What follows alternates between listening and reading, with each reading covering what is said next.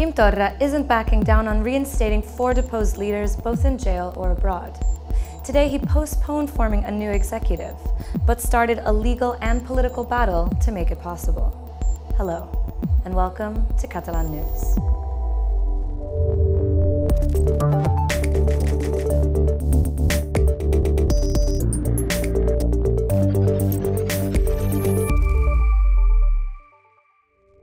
Today was the day set for the new Catalan ministers to take office, but this will have to wait. President Torra is to take legal action against the Spanish government because Madrid is blocking the formation of his new executive. The end of the standoff, and therefore of direct rule in Catalonia, might still take some time. In the coming minutes, we'll go through the latest on this issue, but we'll also show you how the newly renovated iconic market of Sant Antoni in Barcelona looks like. In the past few months, the main pro-independence party tried to swear in Carles Puigdemont as president until the end, using all political and legal means possible. When it was obvious that Spain would continue blocking it and the snap election was looming, Puigdemont gave way to Quim Torra. Now the new president also wants to do his utmost to reinstate ministers from the deposed cabinet who want their jobs back, and who are either in jail or prison. But the Spanish government doesn't want him to, so it's maintaining direct rule over Catalonia. Today was the day that, 7 months on, Catalonia was finally expected to get a new government. Yet the recently elected president, Quim Torra, decided to postpone it at the last minute. The reason is that the Spanish government is blocking the appointment of 4 of his ministers. Torra is putting the formation of a new government on hold while seeking legal advice against President Mariano Rajoy. El president Torra té l'obligació de proclamar el seu govern. El govern de Catalunya no el pot proclamar el senyor Mariano Rajoy. Last October, Rajoy responded to a declaration of independence by dismissing the Catalan government and imposing direct rule. Now, Torra is offering sacked ministers their posts back, a main pledge in the last election. The MPs who want to return are Jordi Turull and Josep Rull, currently jailed in Madrid, and Toni Comín and Lluís Puig, who are in Brussels, where the courts recently rejected extraditing them to Spain. Torra says their political rights remain intact and that they should be able to take up their posts, but Madrid is not backing down. Si el presidente de la Generalitat quiere volver a la normalidad de las instituciones, sabe lo que tiene que hacer.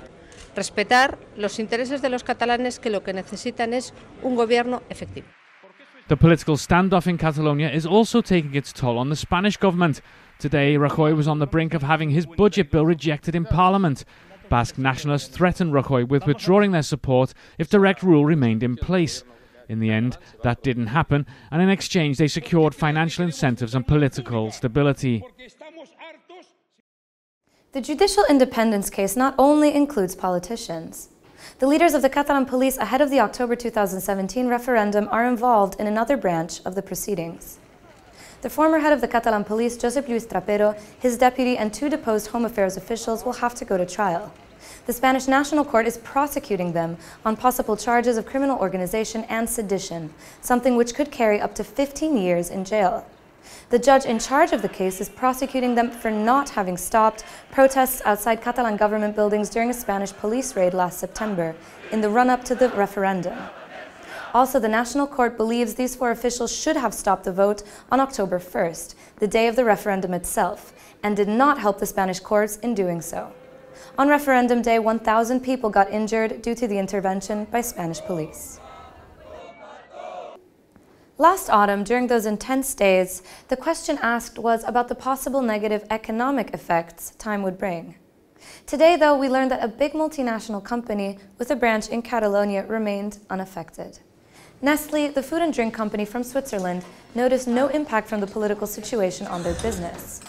That's what its general director in Spain said today in a meeting with the press. Its Spanish headquarters are in Catalonia, and they stayed after last autumn. The head of Nestlé also said that its worldwide agreement with Starbucks will benefit from the production center in Reus, in southern Catalonia. Podemos tener más producción de café tostado con la marca Starbucks. Estas producciones se pasarán en las fábricas de Nestlé que tenemos ahora, y Reus forma parte de este grupo. Catalonia's history and trade are closely interlinked. It's no surprise that towns, even neighborhoods, have their own marketplaces, the center of life in the area. Barcelona has countless, and one of the most iconic caught up with modern times. Today, it opens its doors again with as much hustle and bustle as always. Market life is synonymous with the different neighborhoods in Barcelona.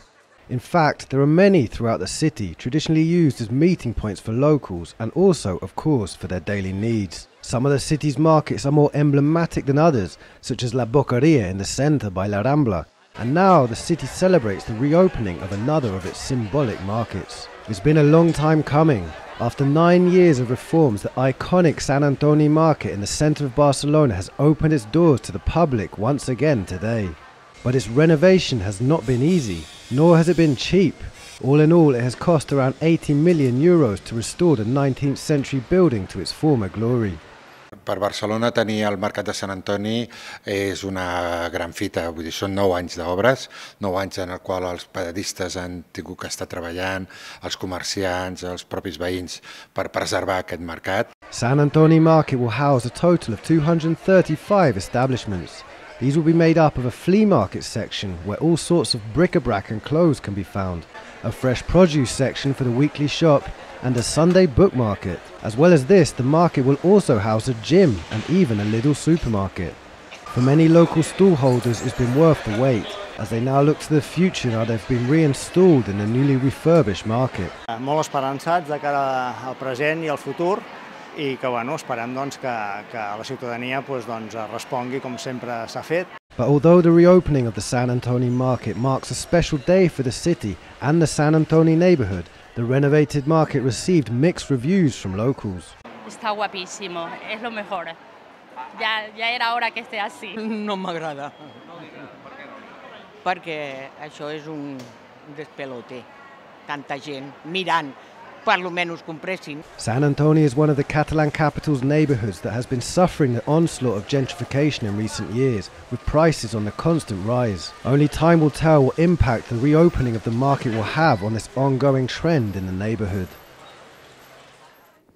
As Mercat de Sant Antoni gets ready for the days to come, something that really looked like it was from the future could be seen today at Idmotecnia Rent. Building the structure of a house in 12 hours with accessible technology and finishing it in 2 weeks. This is one of the groundbreaking highlights on display at a fair connecting technology to the real estate sector. The housing structure to be built in less than a month is promoted by the company Be More 3D. And at a time when housing is an important issue worldwide, promoters say that using 3D printing to build an accommodation will make production costs up to 1/3 cheaper. You may have heard his name, Ferran Adrià, a Catalan chef whose restaurant in north of Catalonia was considered the best in the world for half a decade. It's been closed for years, and yesterday Adrià announced its opening again in summer next year. This is a long time to wait though, so in the meantime Adrià is featured in an exhibition about food at the Picasso Museum. The main protagonist of it though is obviously the universal painter. If you love food, what you eat becomes part of who you are, and especially what you do. At least such is the case for acclaimed painter Pablo Picasso, shown in the new exhibition Picasso's Kitchen.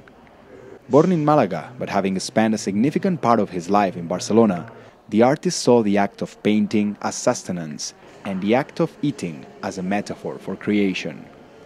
This is the basis of the new exhibit, along with something much simpler. Una exposición siempre tiene sentido. Debería tener sentido. Tiene sentido porque empieza con la cocina catalana y es muy importante hasta el final de su vida. The culinary world of the painter is retraced with 200 pieces, starting with the end of the 19th century until the late 40s. Here, visitors can see everything from images of Catalan food and kitchens, to fragments of poems and recipes, to Picasso's favorite restaurants, even utensils. But Picasso isn't the only celebrated artist featured in the display. Alongside the painter is perhaps one of the most renowned names in the world of Catalan cuisine, Ferran Adrià of Albulli, several times winner of the Best Restaurant in the World award. The chef set out to answer a difficult question for the exhibit. What is food? Ja un es dona compte de lo complexa que és això, aquesta resposta, no? I a veure, sobretot, és aquesta relació, no, entre la cuina, el món de l'art, la cuina sobretot a nivell creatiu. The exhibit opens at the Picasso Museum in Barcelona from this Friday until the end of September.